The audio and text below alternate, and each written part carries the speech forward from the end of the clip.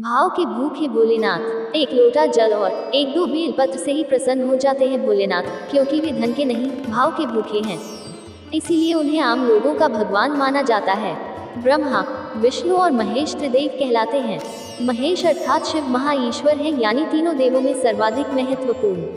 18 पुराणों में शिव श्रेष्ठ माने गए हैं। सदा शिव बड़े ही सरल स्वभाव वाले, सर्वव्यापी, करुणामयी और भक्तों पर शीघ्र प्रसन्न होने वाले हैं। इनकी पूजा उपासना में बहुत आडंबर की आवश्यकता नहीं होती।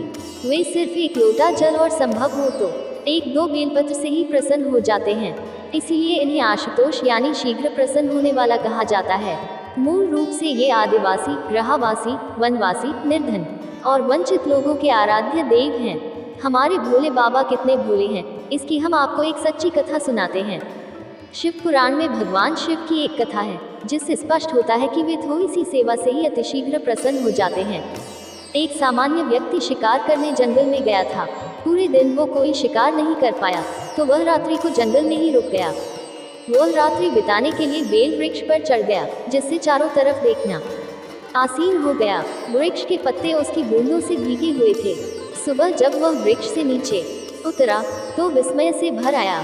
उसके समक्ष जटाजूटधारी, गर्दन में सर्प लपेटे, बाघंबर पहने, शरीर पर भस्म लपेटे एक गौरवर्णी व्यक्ति खड़ा था, जिसके सिर पर अर्धचंद्रमा शोभित था। वह घबरा कर बोला, आप कौन हैं? मैं कैलाशवासी सदाशिव हूँ, तुम्हारी पूजा से प्रसन्न हूँ, तुम्हें दर्शन देने के लिए प्रकट हुआ हूँ। मैंने तो आपकी कोई पूजा नहीं की। वह व्यक्ति बोला, और यह क्या है? सदाशिव ने उंगली से इशारा किया। उस व्यक्ति ने देखा, वहाँ एक शिवलिंग था, जिस पर पानी की कुछ बूंदें और बेल वृक्ष के कुछ पत्ते पड़े हुए थे। वह समझ गया कि वृक्ष पर उसके द्वारा हिलने डुलने से उसकी कुछ बूंदें और पत्ते इस शिवलिंग पर पड़ गए हैं।